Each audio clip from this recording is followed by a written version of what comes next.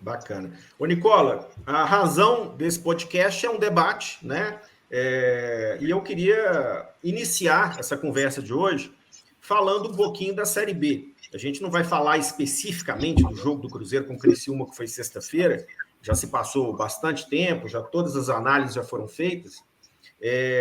Mas, assim, uma coisa interessante, o João até, inclusive, fez a cobertura, o Cruzeiro, nesse momento, disparado o líder da Série B, né? O Cruzeiro colocou aí 9 pontos em relação ao Grêmio, que é o quinto colocado, e o Grêmio que vem derrapando nessa Série B, né? E por mais que a campanha não seja péssima, mas ela não arrancou ainda como arrancou o Cruzeiro. E a gente tem na vice-liderança o Vasco, com o Cruzeiro abrindo aí 5 pontos em relação ao Vasco, em relação ao Bahia 6 pontos, que é o terceiro colocado, em relação ao Sport 7 pontos. O Cruzeiro conseguiu construir uma vantagem muito importante, né? Eu queria inicialmente ouvir o João sobre como ele tem visto esse momento do Cruzeiro, que eu acho que o Paulo Pesolano, ele conquistou não só os jogadores do Cruzeiro com seu formato de jogo, o seu esquema, mas também a torcida, que tem visto no Cruzeiro um time seguro, não é isso, João? É isso, Bruno. Se a gente pensa na história do Cruzeiro, o Cruzeiro sempre foi aquele time ofensivo que ganhou o Brasil e conquistou torneios nacionais e internacionais pelo potencial de fazer muitos gols, de conquistar a torcida, enfim, de jogar pelo chão. É exatamente essa a proposta do Pesolano, por isso que ele foi escolhido pelo Ronaldo, enfim, um nome que a gente não conhecia muito e causou até certos questionamentos no começo. Mas se a gente percebe hoje, por mais que a proposta seja atacar, fazer gol, fazer o primeiro, ir atrás do segundo, ir atrás do terceiro, enfim, o Cruzeiro tem tido essa campanha tão sólida nesse começo por conta da força defensiva, da solidez defensiva.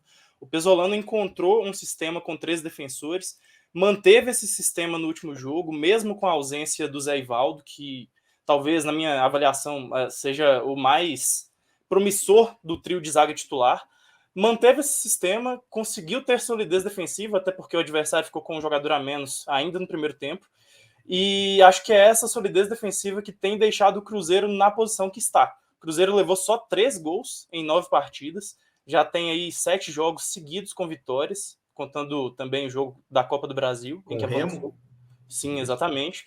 E é justamente isso. Se a gente pega, por exemplo, a classificação da Série B e a classificação da Série A defesa do Cruzeiro é a melhor, é a que sofreu menos gols, junto com a defesa do Vasco, junto com a defesa do Sport, que também levaram 3 gols nessas primeiras partidas, né? Então, a avaliação que eu faço nesse momento é justamente desse potencial defensivo do Cruzeiro como fundamental para o time. O time fez 10 gols, é uma quantidade razoável se a gente compara com os demais concorrentes ao título, né, e ao acesso, que é o principal, mas essa solidez defensiva é o principal ponto. E é uma solidez defensiva que vai estar à prova novamente no próximo jogo. Porque o Giovani, que jogou no lugar do Zé Ivaldo na última partida, está suspenso. E o Oliveira também. O Oliveira, a gente estava falando até um pouco mais cedo aqui, antes do podcast entrar no ar. Ele é o jogador mais rápido, né, desse trio de zaga. É o jogador que... E é o cara que faz é o jogador central, né? O zagueiro central, dos 3 sim, é o que faz o meio e que faz a cobertura dos outros 2. É a antiga figura do líbero, né? Então, por mais que o Zé Ivaldo volte e que o Cruzeiro ainda tenha o Brock, é uma situação que o Pesolano vai precisar trabalhar nessa semana. É uma semana livre para treinamentos. Não sei quem que ele vai querer colocar ali, se o Pedrão, se vai recuar o Rômulo, o que ele vai fazer. Mas acho que esse é o principal ponto, mais até do que o Edu. O Edu, que também é dúvida, né? Hoje mais cedo ele ficou trabalhando internamente, sentiu durante o último jogo, foi substituído no intervalo por conta de dores na coxa. Mas, enfim, acho que esse é o principal ponto. No ataque, acho que o jogo contra o Operário não vai ser um problema. Eu fico me questionando sobre o sistema defensivo, Bruno. Porque a gente, só para contextualizar, o próximo jogo do Cruzeiro é só na sexta-feira, fora de casa novamente, contra o Operário, lá em Ponta Grossa, 21h30. Ô, Nicola, obviamente que você não vai conseguir acompanhar todos os jogos, não acompanha o futebol mineiro tão de perto como a gente. Mas você acompanha o mercado, está sempre de olho. Qual que é a imagem que o Cruzeiro tem gerado a partir desse trabalho do Pesolano? Assim, o que você tem ouvido? Claro que você, como colunista do Super Esportes, você tem um envolvimento também, mas qual que é a imagem que o Cruzeiro está passando para quem está fora de BH? É uma imagem de um time consolidado, que vai ter regularidade? O que você pensa a respeito disso, pelo que você observou também até agora na Série B? Uma coisa muito legal dessa história toda é a campanha de torcedores do Cruzeiro para denegrir de forma até irônica o Pesolano. É espetacular. Os caras, esse técnico. A última reclamação é que o Cruzeiro não sai da mesma posição há um tempão na Série B. Os caras estão bravos com isso. Afinal de contas, o time é o primeiro colocado. Achei genial a campanha. Cara, o trabalho do Pesolano é espetacular. Até na coluna que eu escrevo e mando vídeos, ela trata especificamente sobre o Paulo André, o papel do Paulo André na gestão do Valladolid, que acaba de subir a primeira divisão, e também do Cruzeiro. O achado, a invenção Paulo Pesolano passa pelo Paulo André. E esse técnico uruguaio que eu nunca havia ouvido falar é espetacular. Já deu para perceber isso ao longo do Campeonato Mineiro, embora seja um campeonato estadual de difícil mensuração, né? Porque é um campeonato de dificuldade técnica pequena, né? Mas eu fiquei muito impressionado quando eu conversei com o Roger, o técnico de um dos times que melhor jogaram o Campeonato Mineiro, o Atlético, e falou: Nicola, o time do Cruzeiro, o time do Pesolano tem uma intensidade maluca, cara. Não tem ninguém de nome, mas os caras correm como loucos e se posicionam muito bem, roubam a bola o tempo inteiro. O Cruzeiro, no início da Série B, teve até alguma dificuldade para impor essa intensidade. Isso foi rapidamente resolvido. E aí, olha que coisa louca, é isso que mais me chama a atenção. O Cruzeiro está disputando a Série B pelo 3º ano seguido. É o elenco de longe mais barato na comparação com os outros 2 anos. Quando eu falo mais barato, em relação a investimentos, especialmente em folha salarial. Folha do Cruzeiro hoje gira na casa dos 2.700.000. Eram 4 milhões no ano passado e ainda mais caro no primeiro ano de segunda divisão. O Cruzeiro, nos outros 2 anos, não figurou no G4. O Cruzeiro do Paulo Pesolano, em 9 rodadas, já tem a campanha melhor do que do primeiro turno inteiro da temporada passada. São 9 pontos de vantagem para o 5º colocado. Então é um trabalho muito bom. Mas eu acho que vem muito a calhar o que você falou hoje, porque assim, se o Pesolano não der certo, eu acho que a pressão e a culpa da contratação recairia sobre o Paulo André, que foi quem indicou pela passagem do Atlético Paranaense. Né? Mas no caso, agora, o bônus vai ter que ser dado realmente a ele em relação ao nome que foi tirado da cartola para fazer esse trabalho. É que o Paulo André, cara, ele faz parte de uma nova safra de dirigente de futebol. Eu vivo me perguntando, quando eu converso com empresários, sobre os executivos de futebol. Quais são os bons executivos de futebol? É óbvio que eu sempre, quando faço essa pergunta, eu tento ficar um pouquinho à distância, porque às vezes a relação dos empresários pode influenciar na resposta e tal, mas eu tento fazer o máximo para o máximo de empresários possíveis, para tentar tirar um extrato bacana sobre o trabalho dos executivos, que tem um papel fundamental, e não é só na contratação, né? Quando a gente pensa em executivo, a gente pensa em contratar, mas é administrar o dia a dia, é cuidar de vaidades, é buscar as melhores opções. E as referências que eu tenho ouvido a respeito do Paulo André são muito boas. De um cara que, ainda como atleta do Atlético Paranaense, era o cara que era consultado pelo Petralha para qualquer contratação, porque o Paulo André tinha uma visão muito boa sobre aquele jogador que podia dar certo, que não podia. E a atacada do Pesolano, para mim, é uma atacada de mestre. Esse cara é muito... E assim, as relações que ele estabelece, né? A forma como ele lida com o elenco, como ele escuta os caras, como ele entra na cabeça dos caras. Então, ele é mais do que um técnico tático, ele é um cara que mistura tática com um entrosamento com os atletas. Por isso a campanha espetacular do torcedor do Cruzeiro. Se fosse cruzeirense, estaria na mesa, estaria tweetando loucamente que o Paulo Pesolano é uma porcaria, que ele é fraco. Fraquíssimo. Esse não tem futuro. Ô Samuel, uma coisa que até cheguei a conversar com algumas pessoas ontem é sobre a qualidade do elenco do Cruzeiro e como o treinador faz a diferença para fazer cada peça render e o coletivo render. Se a gente resgatar, pensar o time de 2020, 2021, como o Nicola disse, não só porque essa folha é mais barata, mas a gente via jogadores não só mais famosos e tarimbados, como o Fábio, sem dúvida nenhuma, um dos maiores ídolos da história do clube, mas o Marcelo Moreno, outros campeonatos. O Cruzeiro teve fartura de jogadores na armação, hoje não tem praticamente nenhum, porque o João Paulo está machucado. O Cruzeiro já teve elencos com nível parecido ou melhor do que esse elenco atual. E eu acho que o que faz o trabalho do Pesolano se destacar é também a possibilidade, a condição que ele tem feito de fazer jogadores renderem mais. E coletivamente isso tem feito a maior diferença, tanto o esquema dele, mas o fato dele ter colocado jogadores que às vezes não estavam com confiança ou não rendiam bem, ele está fazendo com que esses caras também se destaquem individualmente, né?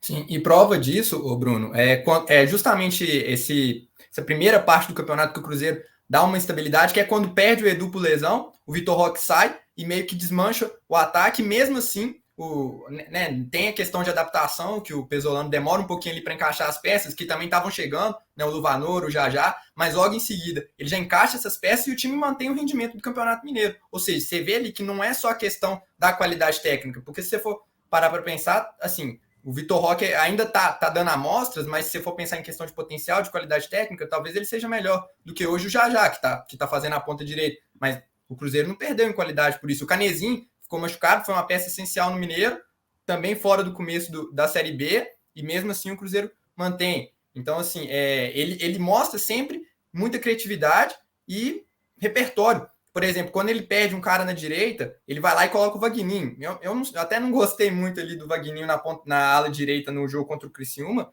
mas assim, foi uma tentativa de manter o esquema, o padrão tático da equipe. Então acho que ele preocupa muito com isso, de manter o coletivo para aí sim as peças individuais se destacarem.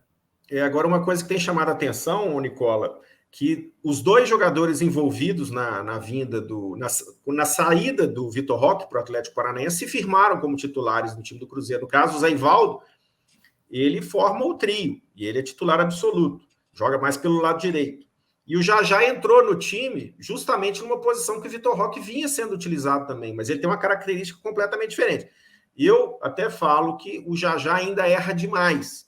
Ele sempre toma a decisão errada. Quase sempre toma a decisão errada, tanto que fez o gol lá em Criciúma. O próprio Pesolano falou isso, né, Bruno? Durante a última entrevista. Ele ainda erra muito. Elogiou o Jajá pelo gol e pelo gol importante, né, que deu a vitória do Cruzeiro contra o Criciúma, mas falou, olha, ele ainda precisa melhorar, ainda precisa tomar decisões melhores. E jogar mais simples, né? Muitas vezes ele passa pelo marcador, mas ele quer dar o outro corte, e aí acaba perdendo a bola. Então, assim, é jogador que ainda está em formação, e eu tenho certeza que o Pesolano vai ter uma contribuição boa para ele. Ô, Nicola, até aproveitar a sua visão geral sobre a Série B desse ano, né? A gente vê que desde o começo a Série B desse ano colocou ali os potenciais candidatos ao acesso no G4, que foi diferente na Série A, que só agora começa a se formar um grupo um pouquinho mais polarizado. Você tem visto o Grêmio, o Vasco, Bahia, Sport, o que você tem observado no Grêmio, por exemplo, que é um clube que está vivendo uma pressão que o Cruzeiro já viveu nos 2 anos anteriores, de uma obrigação de subir, até porque é o time da Série B que tem mais jogadores de Série A, né? E a gente não sabe nem se o Roger Machado vai ter a tranquilidade para continuar trabalhando, porque a pressão é enorme. A tranquilidade, né? Não vai ter. Eu queria saber a sua visão, assim, do que você tem visto desses times que principalmente são os favoritos a conseguir o acesso. O Bruno, eu imaginava, eu previa a Série B mais equilibrada da história do futebol brasileiro. Não acho que vai ser não, cara. Eu acho que eu me enganei nessa. Acho que a gente vai ter uma disputa entre 5 times. Os 5 que são os ponteiros, né? E aí até com uma diferença importante nessa temporada em relação às outras. A janela da metade do ano. Porque a gente vai ter um Cruzeiro apoiado pelo Ronaldo, a gente vai ter um Grêmio que vai precisar investir, porque é de longe o clube com a melhor condição financeira da Série B e está percebendo que se não houver um investimento, uma melhora no elenco, o Grêmio vai passar dificuldade. O Vasco com a possibilidade grande de ter já o apoio da 777, e a tendência é que em 2 meses esse processo de transformação do Vasco em Sociedade Anônima do Futebol esteja concluído, e dessa maneira a 777 vai estar ativa no momento em que a janela abrir por aqui, e o Bahia ainda não vai ter fechado oficialmente com o Grupo City, mas já vai estar bem perto de estar debaixo desse guarda-chuva do Grupo City. Então eu imagino que esses times que hoje brigam na parte de cima da tabela, junto do Sport, que eu não citei, esses times eles vão conseguir se consolidar e vão até se distanciar ainda mais dos demais. Eu até imaginava uma Série B um pouco mais equilibrada, com os outros times fazendo frente para esses. Não tenho visto assim. E aí, só para completar, nível técnico baixo, né? Até é natural, é óbvio que a Série B tem que ter um nível técnico menor do que o da Série A, mas eu me impressionei até de forma ligeiramente negativa. Eu imaginava uma Série B um pouquinho melhor. O nível técnico dos jogos não tem me agradado muito, a exceção é o Cruzeiro, que com uma folha bem baixa e com um time de operários tem conseguido encontrar soluções mesmo naqueles jogos mais complicados, com gol no fim, com intensidade, com marcação, pressão no campo de ataque. Só para fechar essa parte que você falou das SAFs, né, que a janela vai voltar a abrir em julho. 18 de julho. E você tem informação, Nicola, se, por exemplo, no contrato do Bahia, eu até vi que tem contrapartida, né, de investimento. No caso do Vasco, tem essa contrapartida também. O que você poderia dizer para quem está acompanhando esse cenário, né, que espera também que o Cruzeiro se reforce em julho? Dos contratos, esses times aí podem contar com reforços já em julho, você acha? O Bruno, o Vasco certamente, cara. O Vasco está acelerando tudo. A grande preocupação hoje dos dirigentes do Vasco é consolidar a transformação, o repasse de 70% das ações para 777 até 18 de julho. É só um bastidor. Quando o Vasco e a 777 assinaram uma carta de intenções, eles previam que a resposta da empresa americana para compra, ela viria em 90 dias. Esse prazo de 90 dias se encerrou no dia 21 de maio. E aí começou a preocupação, será que os caras encontraram alguma coisa na due diligence, que é uma espécie de investigação? O comprador, ele começa a investigar tudo. Dívidas, investimento. Como é que foi feito? Quais são os últimos... É o mesmo processo que o Cruzeiro passou com o Ronaldo. Né? Cara, e assim, essa investigação ela precisa ser muito séria. Ela precisa ser bem esmiuçada, porque você está abrindo uma caixa preta. Você imagina a quantidade de coisas que o Ronaldo deve ter visto no Cruzeiro, ou que o pessoal da 77 está encontrando no Vasco. Mas o que a gente pode contar, até nas conversas com a galera da 777, é que vai haver a compra. A 777 vai estar à frente do Vasco a partir de 18 de julho, quando o mercado reabre. Então a gente deve ter um acréscimo de jogadores no Vasco, o Cruzeiro certamente vai se reforçar. Acho que a única coisa que o torcedor do Cruzeiro não deve é ter a ilusão de Everton Ribeiro, de Di Maria. Esses caras não combinam com a realidade financeira do Vasco hoje, do Cruzeiro hoje, e também no Vasco, né? Mas o Cruzeiro, por exemplo, se meteu na maior briga com o Daniel Júnior e com o empresário dele para um reajuste salarial. O menino ganhava 6 mil por mês, o Cruzeiro havia oferecido 20, depois brigou por 25 e só chegou a 60 mil mensais porque o Botafogo apareceu na última hora. Como é que você vai trazer o Everton Ribeiro, ainda que com a ajuda do Pedrinho BH, para ganhar 1.300.000 num elenco com média salarial de 40, 50, 60 mil? Você acaba com o elenco. Não é assim que se faz futebol. Di Maria do mesmo jeito. Então, assim, o Cruzeiro vai buscar um camisa 10, o Cruzeiro vai contar com o aporte do Pedrinho para fazer um investimento, mas calma, pessoal, não vem ninguém desse nível. E não é necessário que venha o Everton Ribeiro para transformar o Cruzeiro. O Cruzeiro precisa de ajustes pontuais. Eu acho que ele precisa ter um elenco um pouquinho maior, porque quando você abre mão dos titulares, a diferença para os reservas em algumas posições ela é muito latente, para que o Cruzeiro possa, na base bem do Mineirinho, né, comendo pelas beiradas, bem quietinho, conseguir se manter nessa primeira colocação, talvez para fazer uma das melhores campanhas da história do clube, né, do clube e da Série B. Se o Cruzeiro vencer a 10ª rodada, ele chega a 25 pontos, e nesse recorte da Série B, nos 10 primeiros jogos, ele passa a ter a 4ª melhor campanha da história da competição.